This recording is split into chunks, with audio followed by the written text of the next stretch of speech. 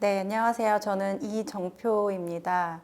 저는 음악을 하는 사람이고요. 제가 처음에 음악을 시작한 거는 아마 5살, 4살 때 이제 엄마 아빠가 사과를 사오면 거기 멜로디를 붙여서 사과 노래를 불렀대요. 그때부터 음악을 시작했던 것 같고요. 본격적으로는 7살 때 피아노라는 악기를 처음 만나서 클래식 피아노를 배우다가 초등학교 5학년 때는 가야금이라는 악기를 새롭게 만나게 됐어요. 그래서 국악학교, 국악고등학교, 서울대에 이르기까지 가야금을 전공을 했고요. 그러던 중에 가야금을 전공하던 대학교 1학년 때 그 학교 동아리로 퓨즈라는 밴드를 했었는데 그때 대학가요제를 나가게 됐어요. 그래서 지금은 없어진 MBC 대학가요제에서 금상을 수상을 했고 그때 처음으로 이제 제 자작곡이 세상에 발표됐던 때였던 것 같아요. 그래서 그때 이후로는 가요 활동을 20대 때는 좀 많이 했었던 것 같아요. 그래서 뭐 프라우스나 바람의 나라나 대조영이나 이런 드라마 음악을 작곡을 하기도 하고 또 뭐 더블K나 리쌍 같은 프로젝트의 가요 피처링이나 곡을 쓰기도 하고 그래서 뭐 대중가요나 드라마나 뭐 올드미스 다이어리 같은 영화에도 곡을 썼었고 그래서 20대 때는 좀 다양한 대중음악 활동을 했었던 것 같고 30대에 들어와서 이제 그 제가 가지고 있는 국악적인 음악과 또 대중음악적인 음악을 좀 혼합해서 크로스오버하는 작업을 본격적으로 시작을 했고요.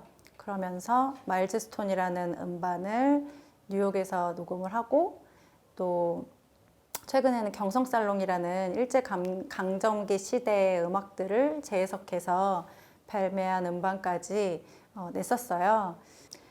네, 이렇게 저는 다양한 국악과 또 대중음악을 만들고 부르는 이정표입니다.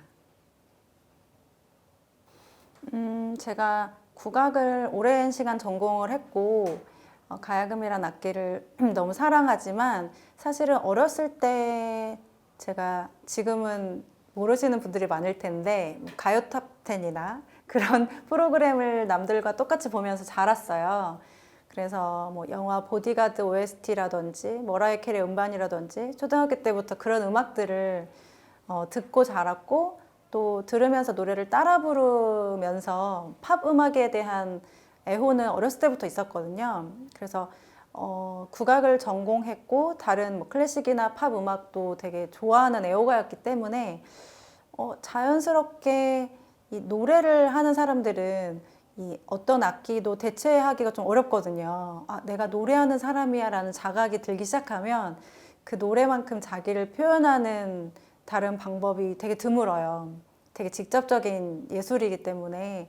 그래서 자연스럽게 고등학교 때도 사실은 기획사에도 조금 있었었고, 그래서 노래하는 사람으로서의 자각을 갖고 살다가 이제 대학교 때 대학가요제를 나가면서 그 본격적인 가요계 입문의 계기가 됐었고, 또 굉장히 오랜 시간 국악을 했기 때문에 다른 음악을 조금 더 해보고 싶다, 20대 때는. 그런 생각으로 본격적으로 진입을 했었던 것 같아요.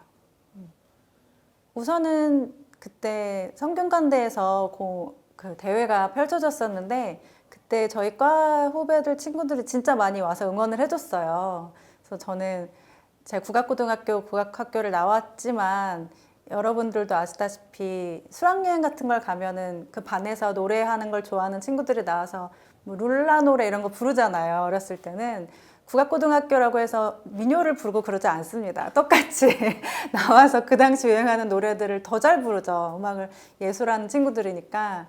그래서 그 중에 한 사람이었고 제가 나가서 뭐 김건모 노래 부르고 룰라 노래 부르고 이러는 학생이었던 거를 제 친구들도 이미 너무 알고 있었기 때문에 대학가요제 가기 전에 뭐 밴드 동아리를 추천해 준 것도 친구였고, 근데 굉장히 뭐 국악과라고 해서 국악만 듣거나 그러진 않거든요.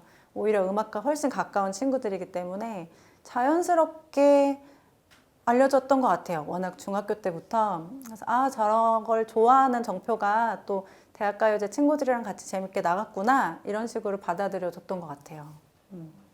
네, 뭔가 방향을 전환한다는 표현보다는 저는 조금 이렇게 확장했다? 음악의 바다에서 뭐 하나의 물결이 있었다면 또 하나의 물결을 만들었다, 만났다 이렇게 표현을 하고 싶어요. 그래서 아무래도 대학가요제라는 대회에 나가고 또 관계자들도 만나고 동료들도 만나다 보니까 아는 사람들도 생기고 그쪽 분야에 그리고 제가 하나하나씩 작업을 도와주고 네, 그게 좀 발탁이 되고 이런 일이 반복되면서 뭐 가요나 드라마 음악 같은 걸 시작할 수 있었던 것 같아요. 네. 대중음악계에 제가 입문을 하면서 굉장히 음악을 잘하는 사람들이 되게 많구나라는 거를 느꼈어요.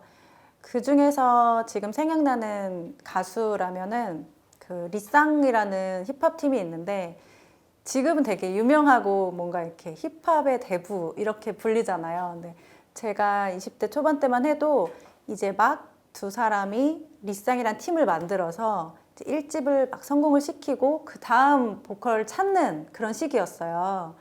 그래서 그때 제가 그 인터넷에 오디션이 있다는 걸 보고 직접 가서 오디션을 봤었거든요. 그래서 앨범에 이제 피처링을 할 수 있게 오디션에 붙었던 거죠. 근데 제가 노래를 녹음하고 이런 것도 굉장히 좋은 경험이었지만 그 리쌍의 프로듀서가 길 오빠시거든요. 그 오빠가 어떻게 녹음을 하는지, 어떻게 사람들을 불러서 작업을 하는지, 어떻게 녹음실을 운영하는지 이런 걸 보면서 그쪽 음악들을 굉장히 많이 배웠던 것 같아요. 그래서 제가 학교에서 실용음악을 배우고 스승이 있이 배우진 않았지만 사실 저 때는 그런 학교가 많이 있지도 않았거든요. 그렇게 필드에서 배우는 경우가 많은데 지금 제가 갖고 있는 뭐 레코딩 스킬이라든지 뭐 스튜디오 테크닉 같은 게 그 당시 기일이 오빠한테 배운 어깨너머로 배운 게 진짜 많아요. 그래서 네, 뭔가 스튜디오에서 녹음을 하고 음반을 만든다는 게 이런 거구나라는 걸 눈을 떴던 것 같아요. 네, 이 곡은 올드 데이즈라는 가야금 연주곡인데요. 아직 미발표곡인데 제가 종종 연주하는 곡이에요.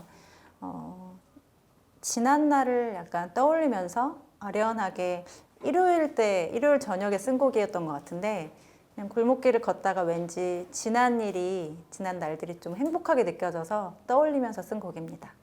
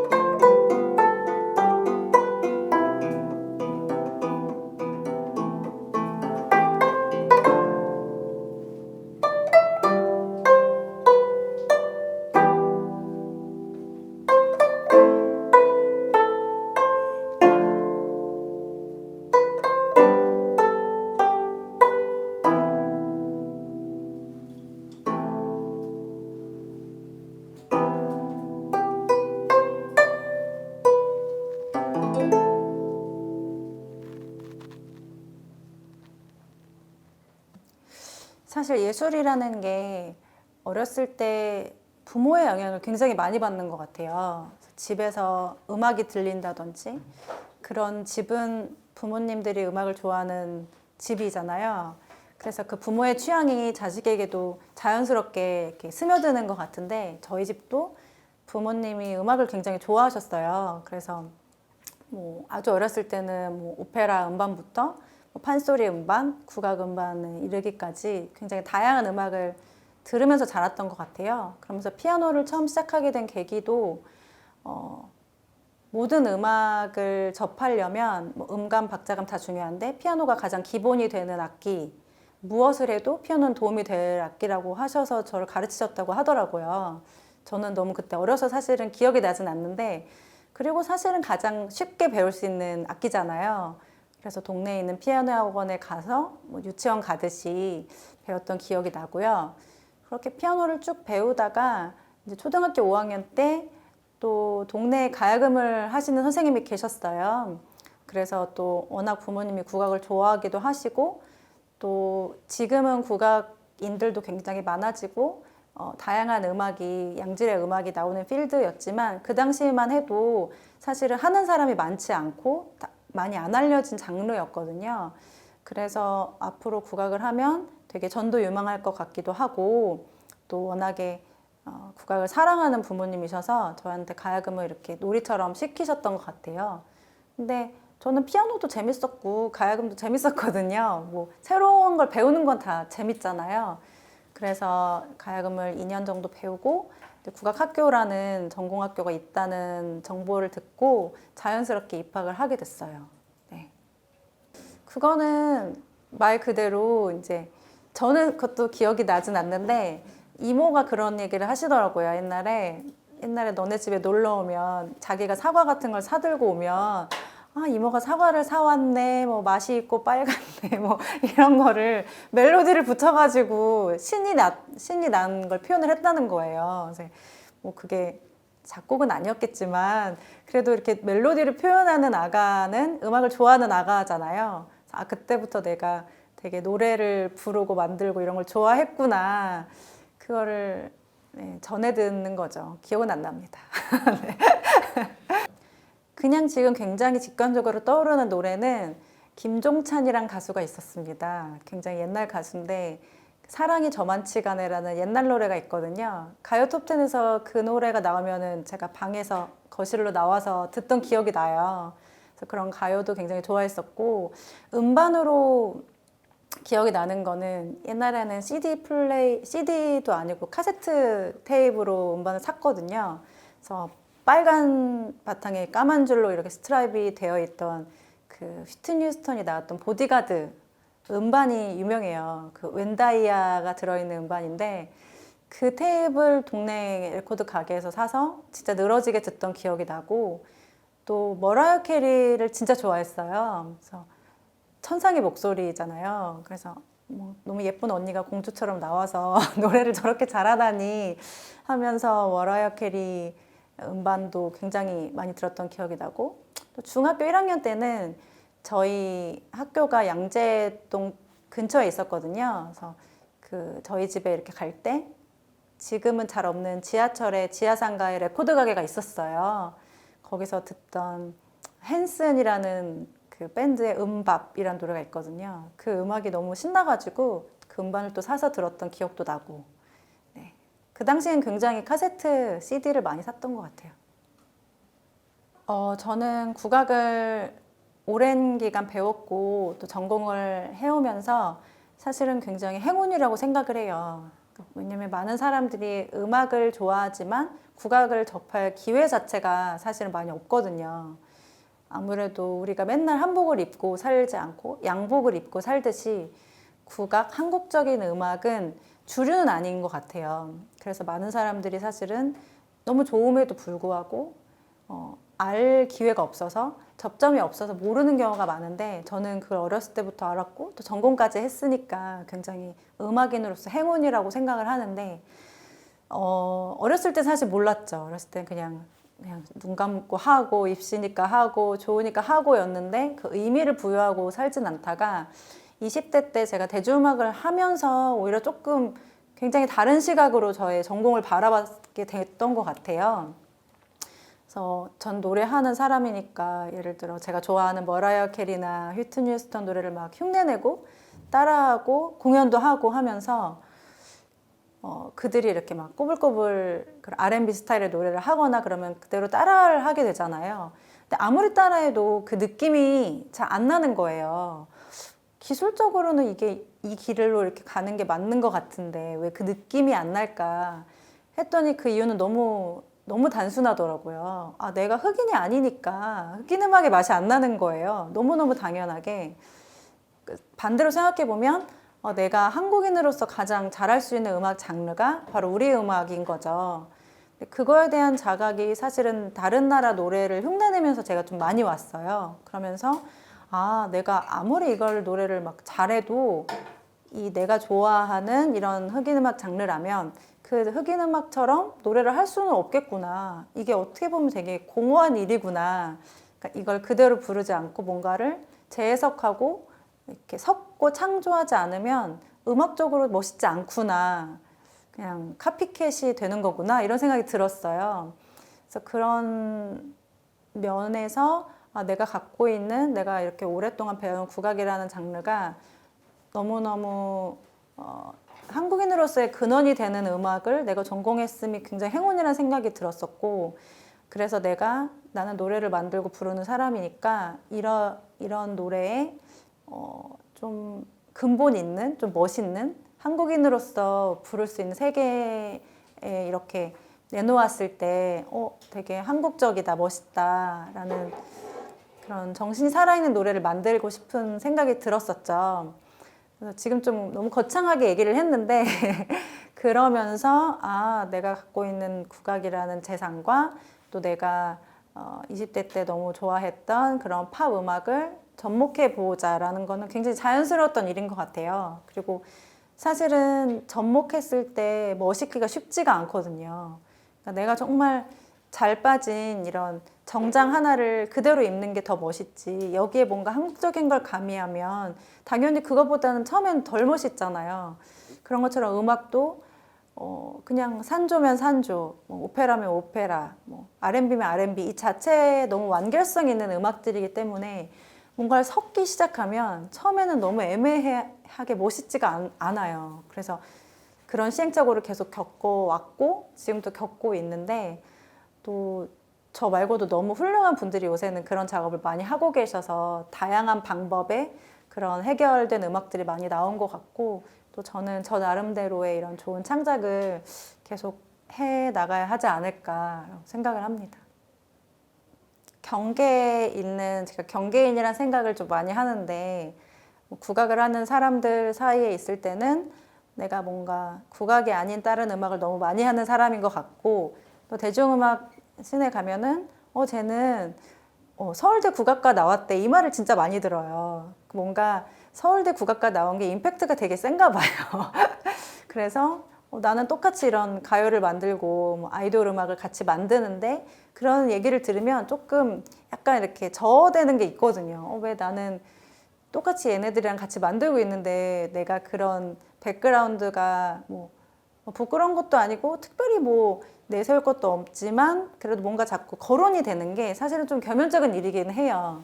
그러면서 내가 여기에 있을 땐 저렇게 보이고 저기 있을 땐 이렇게 보이나 봐 라는 스스로의 약간 그런 자격지심 아닌 자격지심이 좀 생기더라고요. 그러면서 오는 내적인 갈등이 있었는데 지금은 그냥 불러주는 데 있으면 다 고맙고요. 여기저기 같이 일할 수 있으면 즐겁다고 많이 승화시킨 편이고 재밌게 일하고 있고요. 그 다음 질문이 뭐였죠? 이제 지속 가능한 네.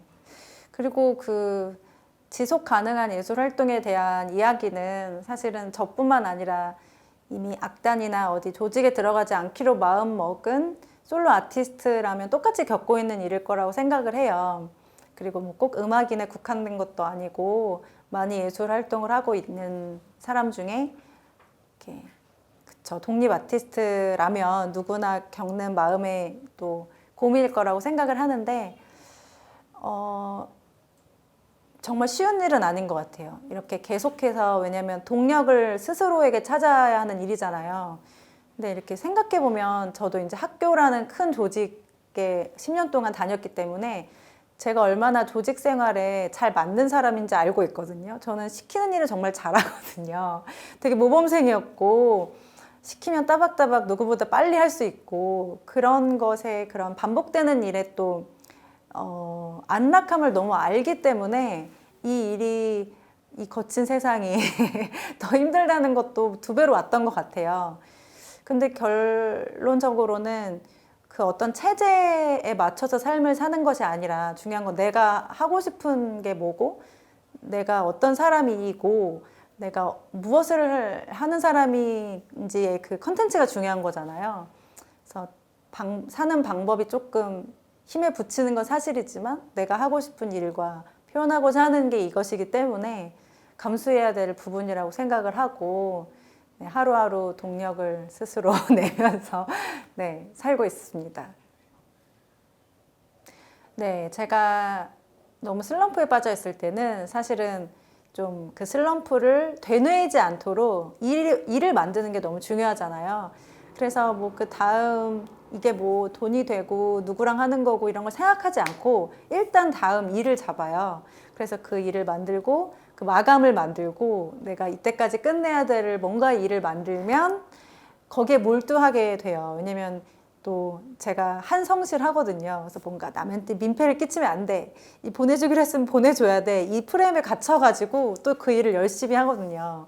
그래서 뭔가 일을 벌리면서 거기에 몰두하다 보면 어느새 약간 또 다른 사람과의 즐거운 만남도 생기고 또 그 일로서 또 다른 일도 생기면서 슬럼프에서 뭐 근본적인 방법은 아니지만 조금은 벗어날 수 있는 것 같아요. 일단은 제가 창작을 하는 사람이니까 뭔가를 다른 작품을 해석하기를 좋아하는 그런 습성이 있기도 하고, 기본적으로는 제가 한국 음악을 전공을 했잖아요. 그렇기 때문에 이렇게 그렇기 때문에 생겨난 그렇기 때문에 생겨난 습관인 것 같기도 해요. 그 이유는 국악이라는 것이 사실은 옛날에 한국 음악이잖아요. 전통 음악이잖아요. 그러다 보니까 처음에 배울 때는 그 음악을 이제 그대로 따라서 배우게 돼요. 이게 음이 이렇고 박자가 이렇고, 악보도 옛날 악보를 한문으로 한자로 써 있는 악보를 보거든요. 그러면서 똑같이 따라하고 그 음악을 이제 연주하고 발표도 하고 그런 식으로 공부를 시작을 하는데, 사실은 그 자체로도 의미가 있죠. 이렇게 복원을 해서 재현을 하는 거니까. 그런데 그것만으로는 사실은 그 시대의 그 명인들의 예술 세계를 뛰어넘을 수는 없거든요. 왜냐면 정말 옛날에 그런 한복 입고 도포를 쓰고 연주를 하던 사람을 음악을 똑같이 할 수는 있어도 그 사람이 한 만큼의 그 느낌을 내면서 똑같이 그 예술성을 높게 하는 거는 저는 어려운 일이라고 생각을 하거든요. 그렇기 때문에 많은 전통음악을 공부하는 사람들이 재현을 공부한 이후로는 이제 자기만의 색깔로 그거를 재해석하는 게 너무 당연한 관문인 것 같아요. 뭐 하물며 전통음악만을 하는 사람이더라도 그 재해석은 필수라고 생각을 하는데, 거기서 시작이 된 그런 습관이 아닐까 싶어요. 그래서 어떤 음악을 보면 재해석하고 편곡하고 또 내 스타일로 만들고 이러는 게 저는 굉장히 자연스러운 작업의 스타일인 것 같아요. 네, 아주 처음으로는 초창기 활동으로는 그 드라마 바람의 나라라는 KBS 사극이 있었어요. 거기에 이제 유리왕도 나오고 그 시절의 사극인데, 그 유리왕의 우리나라 최초의 서정시 황조가라는 작품에 제가 멜로디를 붙이고 노래를 했던 그 작업이 OST에 남아있거든요. 그게 어떻게 보면 제 해석의 첫 번째 싱글이 아니었나 싶어요. 그러니까 옛날에 그런 시조에 제가 멜로디를 붙이고 노래를 하면서 그 CD 부클릿에 보면 이렇게 나오거든요. 작사 요리왕, 작곡 이정표 이렇게 나와요. 그래서 시대를 초월한 크로스오버가 아닌가 그렇게 자평을 해보고요. 그런 황조가라는 작품이 있었고, 음반으로 봤을 때는 그 스페셜 음반으로 냈던 특별한 독후감이라는 음반이 있었어요. 그 건축가 오 기사님이 이렇게 표지도 그려주셨고, 그 뭐 정희성 시인이라든지 김용택 시인, 뭐 혹은 임진모 음악평론가 이런 분들이 다 책을 내신 분들인데, 그 책을 읽고 제가 그 독후감을 음악으로 노래로 만들어서 낸 그런 음반이거든요. 그것도 그분들의 어떻게 보면 책이라는 작품을 음악이라는 다른 물질로 이렇게 승화시켜서 재해석한 음반이라고 볼 수 있고, 또 뭐 제 1집 마일즈스톤에도 제 순수 자작곡도 많이 실려 있지만, 뭐 세야세야라든지 아리랑이라든지 이런 옛날 민요를 가지고 와서 뉴욕 재즈와 함께 뉴욕 재즈를 버무려서 재해석한 넘버들이 많이 담겨 있거든요. 가장 최근에 냈던 경성살롱도 뭐 말할 것도 없이 일제강점기 시대 음악을 재해석한 그런 노래들로 채워져 있습니다. 네, 이번에 들려드릴 음악은 소나무야라는 곡인데요. 역시 미발표 곡이고 숲에 우뚝 서 있는 소나무는 그 기운이 굉장히 남다른데, 소나무 숲을 떠올리면서 또 갔던 경험을 되살려서 쓴 곡입니다.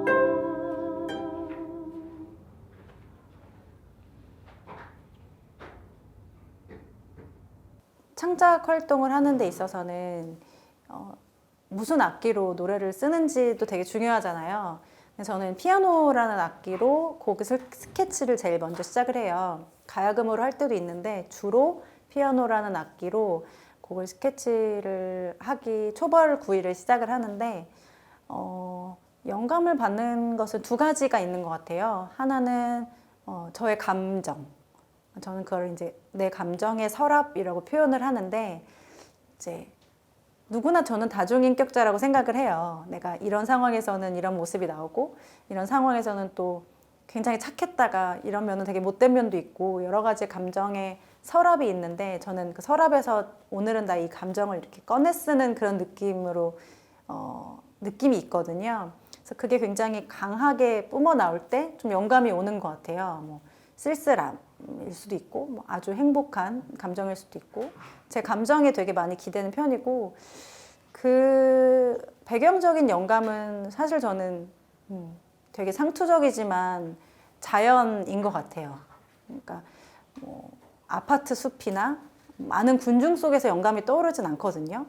저는 자연을 이렇게 오래도록 멍 때리게 하면서 보고 있으면 굉장히 제 안으로 이렇게 저와 만나는 그 지점이 오거든요. 그때 계속 이제 피아노를 뚱땅뚱땅 하다가 이제 어느 순간 집중을 하게 되는 시점이 오는 것 같아요. 그런 식으로 영감을 받는 것 같고, 그래서 제가 최근에 좀 큰 결심을 하고 이사를 했는데요. 이사하는데 사실 너무 따져야 될 조건들이 많잖아요. 뭐 지하철이 가까워도 좋고, 뭐 떡볶이집 좋아하는 떡볶이집 근처도 좋고, 뭐 겨울에는 요새 뭐 붕세권이라고 하잖아요. 뭐 붕어빵 가게가 근처여도 좋고, 여러 가지 집을 구하는 그런 세권들이 난무한데, 제가 바로 산 밑으로 이사를 했어요.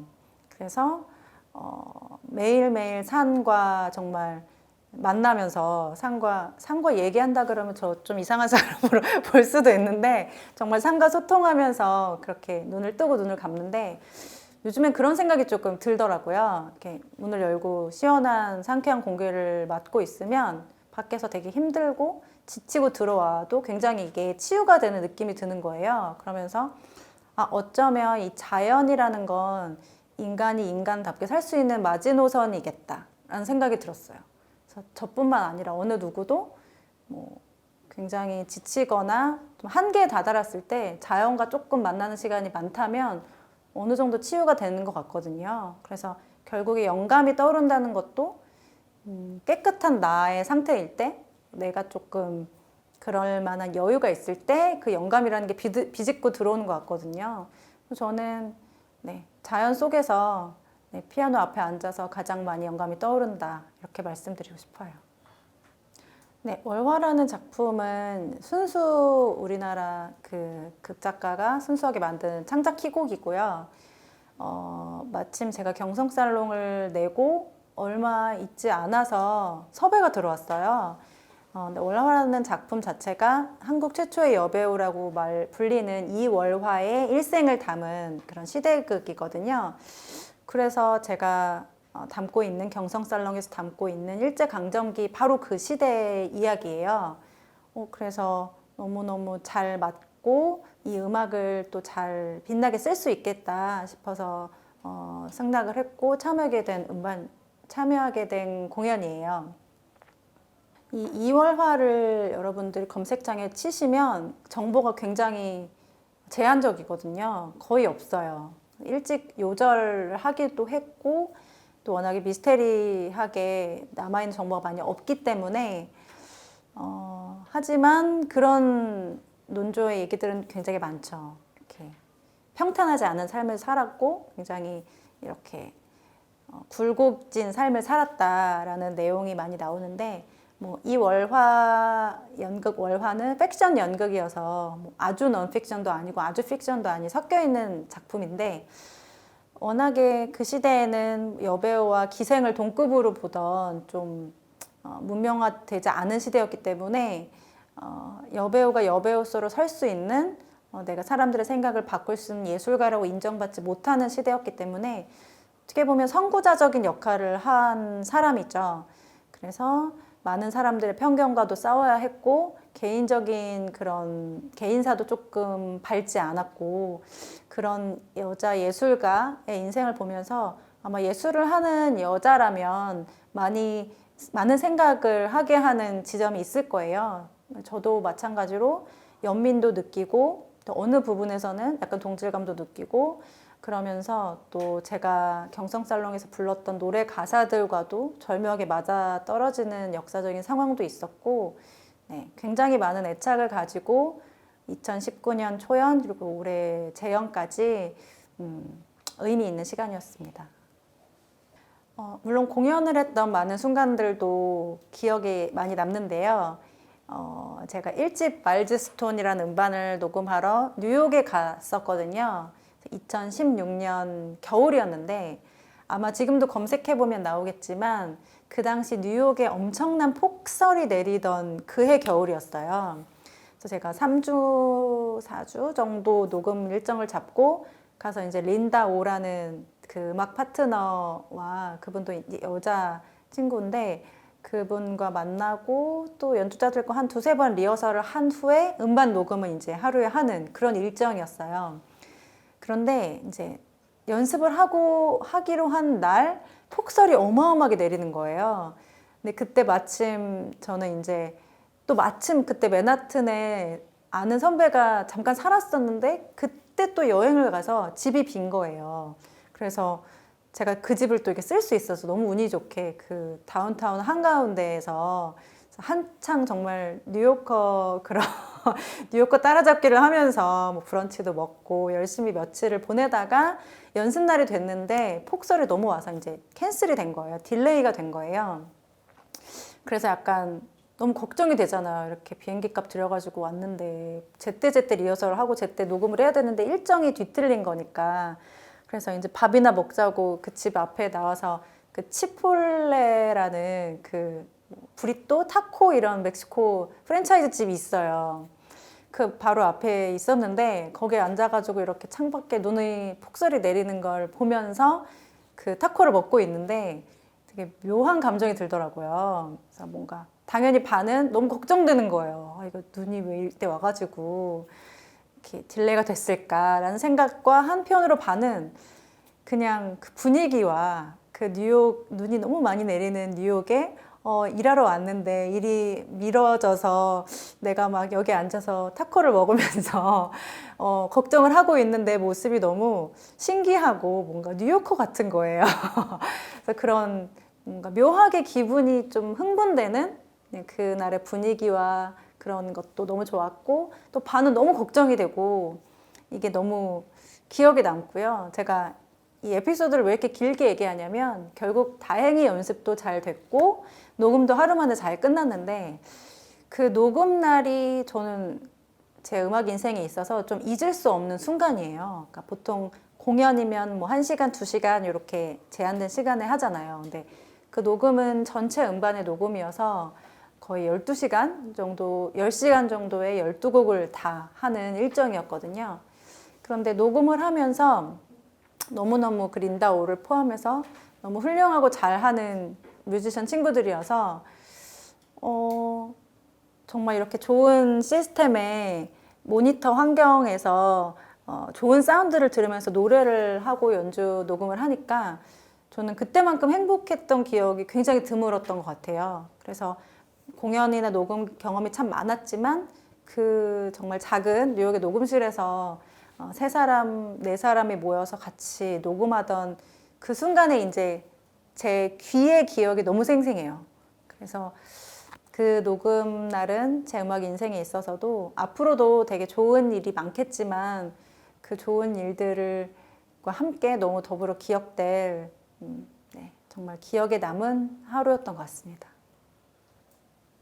말씀하신 것처럼 저는 경성살롱에서는 일제강점기 가수가 되어보기도 하고 말즈스톤에서는 뉴욕 재즈와 만나면서 재즈 가수로 빙의해서 한국적인 노래를 불러보기도 하고 좀 다양한 시도를 하다 보니까 사실은 진짜 내가 누구지? 내가 무슨 노래 하는 사람이지? 내가 어떤 공연하는 사람이지라는 게 조금 혼란스러울 때도 있어요. 왠지 진짜 나는 없는 것 같고 왠지 좀 삼류 가수가 된 것 같고 이런 기분이 들 때도 있거든요. 그런데 저는 무대도 무대지만 사실은 녹음실에 있을 때 좀 가장 진짜 나와 만나는 그런 감정의 서랍에서 그 감정을 꺼낼 수가 있게 돼요. 녹음실에 들어가면 일단 굉장히 깨끗한 좋은 모니터로 제 목소리를 들을 수가 있잖아요. 근데 거기서 조금 뭐 예뻐 보이려고 멋있어 보이려고 잘해 보이려고 꾸미면 정말 다 티가 나거든요. 모니터를 해보면 아 내가 여기서 좀 예뻐 보이려고 했구나 멋있어 보이려고 했구나라는 게 너무 모니터가 확 돼서 정말 진실한 나로서 노래를 하지 않으면 연주도 연주지만 노래에서 정말 그게 많이 드러나거든요. 하지 않으면 다시 녹음을 할 수밖에 없어요. 그래서 거기서는 화장을 안 하고 가고 되게 편한 옷을 입고 가고 이런 상태에서 녹음을 해서 정말 진실된 저와 만나는 시간이거든요. 저는 그때 가장 진실된 나와 만나는 것 같고 더불어 그때 굉장히 에너지가 많이 생겨요. 아이러니하게 그때 뭔가 묘한 호르몬이 도는 것 같기도 하고 그래서 녹음할 때 그 집중력도 굉장히 높아지고 내가 표현하고자 하는 나의 감정과 소리가 가장 진실하게 드러나는 순간인 것 같아요. 네, 제가 1집 마일즈스톤을 녹음을 할 때 재즈와의 만남을 시도를 했었거든요. 그래서 저는 재즈를 공부한 사람은 아니지만 어렸을 때부터 재즈를 너무 좋아하는 애호가였어요. 그러면서 빼놓을 수 없는 그 재즈 아티스트 중에 팬 메스니라는 기타리스트가 있는데요. 그분은 뭐 전문 재즈 연주도 많이 하시지만 사실은 제가 너무 좋아하는 음반이 있는데 그 안나 마리아 요펙이라는 폴란드 가수와 같이 만든 음반이 있어요. 그 유포제니아라는 음반인데 그 음반이 제가 마일즈스톤을 하면서 굉장히 많이 영감을 받았던 음반이에요. 폴란드의 그런 민요, 전통 음악과 재즈와 이렇게 잘 만나서 뭐 세계적인 명반이거든요. 그래서 아, 이런 음반처럼 될 수는 없겠지만 나도 이런 색깔이 나는 음반을 만들어 보고 싶다 해서 시작한 음반인데 제가 아까 말씀드린 것처럼 그 제 마일즈스톤의 협업자 여자 아티스트가 한 명 있었어요. 근데 베이시스트 린다 오라는 여자 아티스트인데 그 뉴욕에서 폭설 내린 날 이제 저를 기다려줬던 그런 친구인데 그 친구한테 사실은 굉장히 영감을 많이 받았었어요. 작업을 하면서 저보다도 어린 동양인 계열의 호주인인데 뭐 연주면 연주, 뭐 비즈니스, 음악적인 비즈니스도 너무 탄탄하게 씩씩하게 잘하는 친구였고 그 어렵다는 정말 그 큰 베이스를 들고 다니면서 여자로서 굉장히 라이징 스타였거든요. 그래서 저랑 굉장히 즐겁게 작업을 하고 저는 이제 한국으로 왔는데 몇 달 후에 그 린다 오라는 친구가 그 팬메스니 그룹의 투어 멤버가 됐다는 거예요. 그거는 굉장히 빅뉴스거든요. 팬메스니는 거의 뭐 재즈계에서는 리빙 레전드이기 때문에 이미 거기 투어 멤버에 들어갔다는 거는 이제 너 인정? 약간 이런 느낌이에요. 그래서 그 어린 나이에 벌써부터 발탁이 돼서 투어를 시작하게 된 거죠. 그래서 저는 그때 되게 놀란 게 아, 세상 일이라는 게 이렇게 다 연결이 되어 있구나. 그러니까 팬메스니 그룹에 있는 베이시스트랑 연주했다는 것도 너무 영광이고 나한테는 참 좋은 기회였고 또 이렇게 내가 팬메스니와 연결이 되어 있을 수 있구나 라는 생각을 하면서 너무 신기했었거든요. 그리고 그 다음에 서울 재즈 페스티벌에 그 팀이 왔었어요. 그래서 저는 린다의 초대로 백스테이지에 가서 제 마일즈스톤 음반을 팬메스니한테 직접 줬었어요. 물론 팬메스니가 그 음반을 들었는지 어쨌는지 모르겠지만 저는 막 이렇게 이름까지 써서 직접 드렸거든요. 그러면서 아, 나의 진짜 우상과 이렇게 만나서 내 음반을 드릴 수 있다는 것만으로도 너무 신기하고 행운이다라는 생각이 들면서 정말 열심히 음악하다 보면 세상에는 생각지도 못한 좋은 일들이 많이 일어날 수 있겠다라는 생각을 가지게 됐었죠.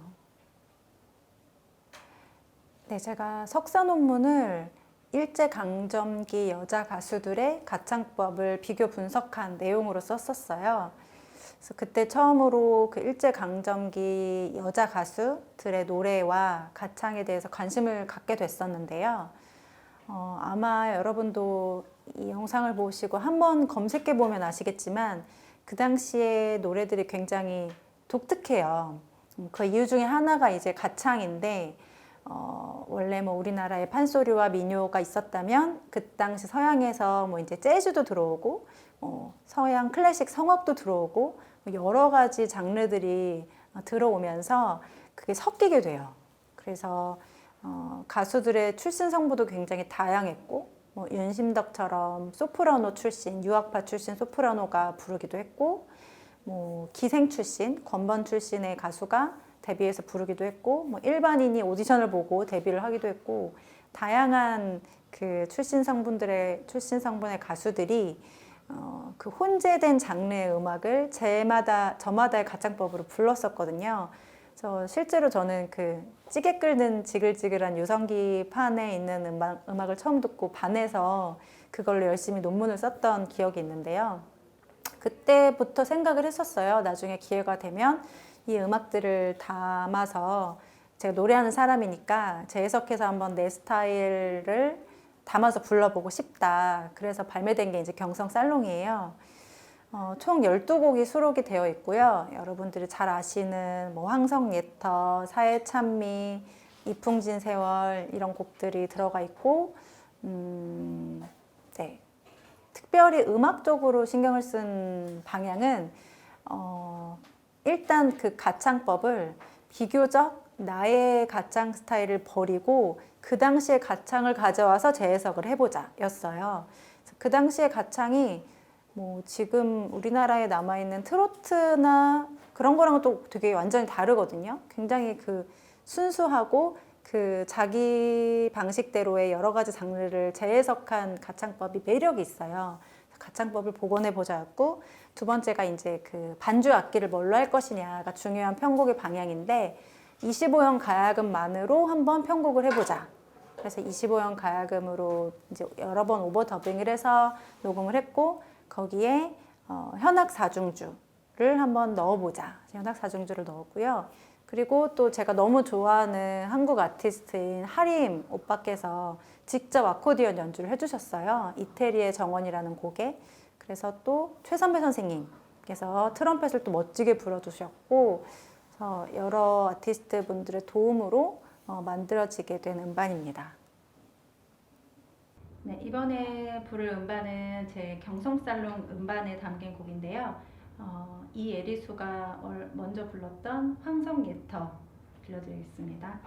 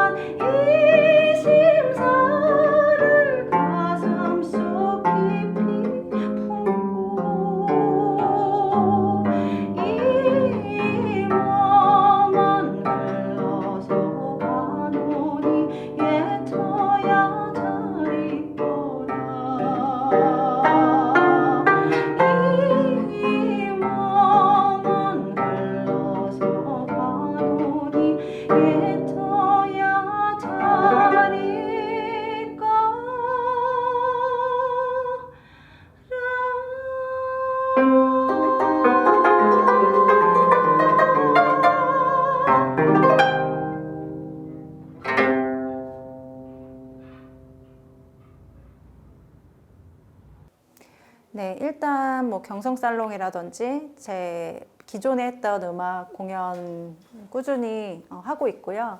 또 사실은 요새 코로나 때문에 공연이 많이 취소되고 오프라인 공연에만 기대 있기에는 아티스트들이 너무 무력한 것 같아요. 그래서 하고 있는 유튜브 채널도 있고요. 또 사실은 올 초, 그러니까 작년 말부터 작업을 시작했는데 그 김명곤 전 문화부 장관 선생님과 같이 하고 있는 작업이 있어요. 그래서 선생님께서 최근에 이제 서양 성악에 관심을 가지시고 그것을 한국적으로 풀어내는 작업을 하고 계세요. 또 제가 거기에 음악 감독으로서, 디렉터로서 도와드리고 있거든요. 그래서 최근에 이 예술의 전당에서 공연을 했었고 올 초에는 또 문화재 전수회관에서 공연을 했었고 앞으로도 계속 그 프로젝트가 이어지고 또 너무 누구보다도 그 예술의 모든 예술 장르의 한국화에 앞장서신 분이기 때문에 굉장히 소통이 잘 돼가고 있으면서 작업을 하고 있어요. 그래서 그 프로젝트도 꾸준히 이어나갈 것 같고요. 또 앞서 말씀드린 그 유튜브 채널도 이 영상에서 제가 홍보를 할 수 있다면 한번 해보도록 하겠습니다. 그 이정표 가야금 싱어송라이터라고 치시면 아마 상단에 뜰 거고요. 제가 얼마 전에 1000명을 돌파를 했거든요. 그래서 이제 라이브를 할 수가 있어요. 사실은 제가 1000명을 향해서 달려온 이유가 그 라이브를 1000명 이상이 할 수가 있더라고요. 그래서 주마다 주 1회 정도는 제가 라이브를 생각하고 있어요. 그래서 저희 작업실에서 여러분과 직접 만나면서 가볍게 신청곡도 불러드리고 또 제가 새로 만든 노래들을 처음 선보이는 그런 가벼운 만남의 자리 같은 거를 구상하고 있어요. 그래서 1000명이 5000명이 되고 10,000명이 되는 그날까지 꾸준히 업로드할 생각을 갖고 있어요. 그래서 제가 유튜브를 본격적으로 제가 맡아서 한 지가 한 3개월 정도가 됐거든요. 그 전에 유튜브를 몇 년 전에 채널을 시작했는데 그때는 사실은 영상을 좀 올리고 뭔가 그리고 제가 직접 맡아서 하지 않고 뭔가 이렇게 도움을 받아서 했었는데 제가 본격적으로 집에서 정말 찍어서 영상 올린다는 게 엄청 용기가 필요한 일이더라고요. 일단 제가 영상 전문가도 아니고 또 이렇게 어설픈 컨디션의 노래를 올려도 되나? 라는 생각도 있었고 그래서 이 유튜브를 운영한다는 게 정말 쉬운 일이 아니구나. 이게 괜히 여러 사람과 같이 협업을 하는 게 아니구나 라는 것도 느꼈는데요. 네, 그리고 제가 유튜브 채널을 운영을 하고 있는데요. 얼마 전에 1000명이 구독자가 됐습니다. 정말 쉬운 일이 아니더라고요. 제가 음악을 하는 사람인데 이것을 카메라를 사서 삼각대 해서 또 저도 이렇게 좋은 조명은 아니지만 또 이런 쌈지막한 조명도 사서 이렇게 얼굴도 환하게 비추고 이렇게 편곡부터 편집까지 노래를 편곡하고 영상을 편집하는 거더라고요. 그래서 하루가 진짜 꼬박 걸려요. 그래서 그런 작업들을 업로드를 꾸준히 하고 있었는데 사실은 아직까지는 되게 신기해요. 제가 이렇게 올린 그런 어설픈 영상에 많은 분들이 댓글 달아주시고 또 구독을 해주시고 나라는 사람을 유튜브를 통해서 알았다라는 분들이 이렇게 많을 수 있다는 게 앞으로 정말 영상 시대가 되겠구나. 되게 코로나 때문에 무력해 있을 것만이 아니라 이런 식으로 아티스트가 자신의 동력을 이용해서 온라인으로 이렇게 전환하는 시기인가 보다라는 생각을 가지고 하고 있고요. 좀 재밌는 면도 있는 것 같아요. 저는 파이널 컷으로 편집을 하고 또 이번 기회에 그 하이엔드 똑딱이 카메라도 하나 샀거든요.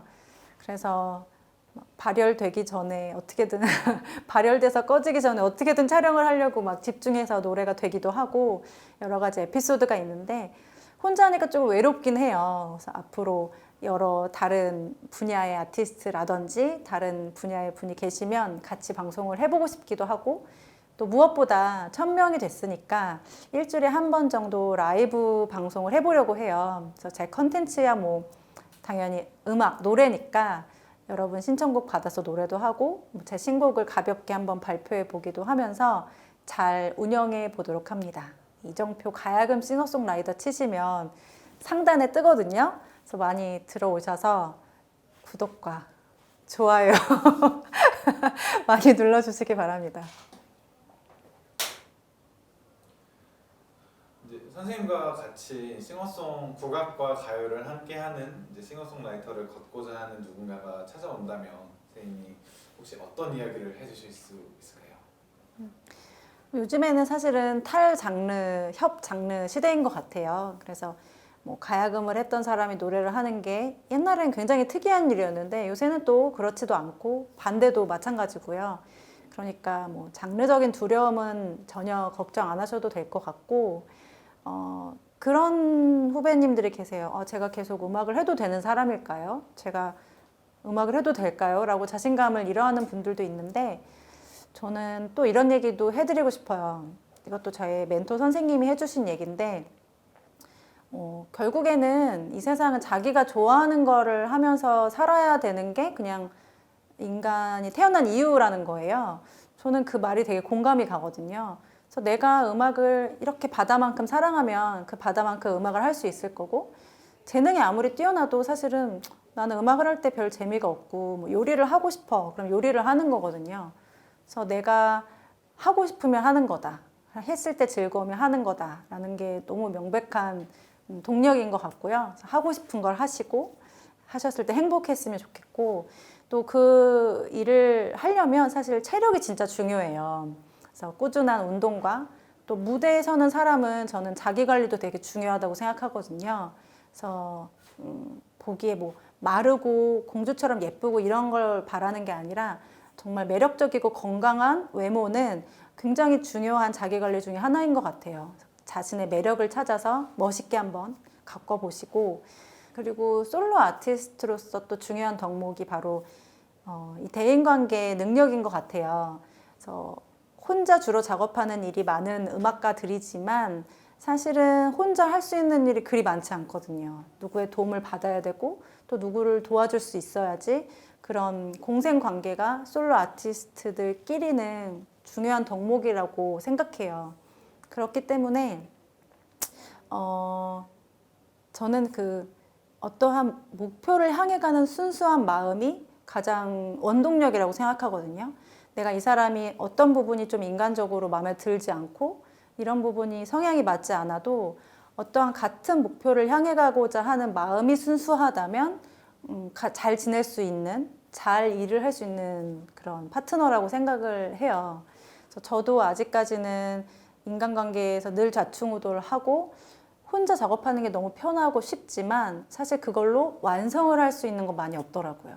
그래서 남들도 똑같이 나에 대해서 그렇게 경계하는 것도 있고 또 좋아하는 부분도 있고 서로 상충하고 방향이 다른 부분이 있기 때문에 서로 협력해 갈 때는 그거 하나를 생각하면 좋을 것 같아요. 내가 이 사람이랑 같은 목표를 향해서 좋은 결과물을 향해서 달려가는 그 마음이 순수하고 맞다고 생각한다면 충분히 손을 잡고 같이 음악을 예술 활동을 할 수 있지 않을까라는 생각이 들고요. 무엇보다도 이 모든 덕목들을 아우를 수 있는 긍정적인 마인드. 저도 참 안 되는 부분이긴 한데 그래도 계속해서 노력하고 있거든요. 긍정적인 마인드가 중요하다고 생각해요. 모두 저와 같은 길을 걷고자 하시는 분들이 계시다면 우리 모두 화이팅 했으면 좋겠습니다. 사실 음악하는 사람들은 주로 혼자서 초벌 구위를 하는 작업에 익숙하기 때문에 협업에 조금 미숙한 부분이 있거든요. 저도 굉장히 좌충우돌이 있었고 그런데 사실은 지금은 좀 알 것 같은 게 혼자서 시작할 수는 있어도 혼자서 완성할 수 있는 건 많이 없더라고요. 그래서 무엇보다도 저와 저의 음악에 애정을 갖고 협업할 마음이 있는 동료가 있다면 주저하지 마시고 손을 내밀어서 도움도 받고 도움을 주면서 같이 작업을 하다 보면 그 자체로 시너지가 나더라고요. 그러다 보면 결과물도 너무 좋아지고 풍요로워질 수 있으니까 대인 관계에 있어서 너무 두려워하거나 이렇게 너무 기대하지도 마시고 이렇게 다정한 울타리를 잘 만들어 나가시기 바랍니다. 제가 처음에 전문 가야금 연주자의 길을 걷지 않고 이렇게 다양한 음악을 접하면서 노래를 쓰게 된 게 제 생각을 잘 표현할 수 있는 그런 도구로서 노래만큼 아름다운 게 없다고 생각했기 때문이에요. 그런데 뭐 정말 오랜 시간 음악을 하면서 다양한 음악들을 하다 보니까 사실은 그 중심이 무너져 있을 때도 많았거든요. 그래서 아, 이런 음악이 되게 있어 보인다. 이런 음악 해야지. 저런 음악도 한번 해봐야지 라면서 다양한 음악을 접하다 보니까 요새는 조금 다시 초심으로 돌아오는 것 같아요. 그래서 먼 훗날 내가 좋은 작품을 남겼으면 좋겠는데 굉장히 자연스럽고 한국적인 정서가 담긴 그런 노래들을 남기고 싶다. 그래서 지금 예전에 써두었던 곡도 있고 또 요즘에 쓰는 곡도 있거든요. 그래서 꼭 뭐 가야금에만 국한되지 않은 이 악기가 어울린다면 이 악기를 써보고 그래서 굉장히 정말 인간적인 생각들이 담긴 때로는 철학적인 때로는 굉장히 캐주얼한 그런 가사들이 담긴 노래를 준비하고 있어요. 그래서 그런 노래들을 꾸준히 내고 싶고 또 많은 사람들이 그 노래를 불러줬으면 좋겠고 네, 그런 작품들을 많이 남기고 싶고요. 네, 그리고 인간적으로는 사실은 저도 많은 다양한 사람들을 만나면서 이렇게 시행착오를 겪으면서 때로는 나보다 굉장히 앞서 나가는 사람들을 만나면서 자극도 받고 또 그 반대의 경우도 있었고 내가 어떤 태도를 견지하고 살면 더 크게 성공할 수 있을까? 더 많이 내가 알려질 수 있을까라는 태도에 대한 생각을 늘 했던 것 같아요. 그런데 결론은 그냥 착하게 사는 게 좋은 것 같다라는 생각이 들어요. 그러니까 뭔가 내가 어떠한 의도를 가지고 다른 태도가 나오기 시작하면 결국에는 다시 그 태도 때문에 일을 그르치고 원점으로 돌아오게 되더라고요. 그래서 많은 사람들을 만나거나 혹은 세상을 바라보는 눈도 아주 깨끗할 수는 없겠지만 인간인지라 가장 맑고 착한 그런 사람으로 자연처럼 그렇게 원점으로 결국 돌아올 거니까 그런 태도를 견지하면서 사람들을 대하고 또 음악을 대하면서 네, 차분하게 네, 삶을 이끌어 나가고 싶습니다. 이번에 들려드릴 노래는 바다의 꿈이라는 노래인데요. 모던 걸 모던 보이들이 바다에 가서 어떻게 놀았는지 이 노래를 통해서 만나보실 수 있어요. 같이 여행을 떠나보시죠.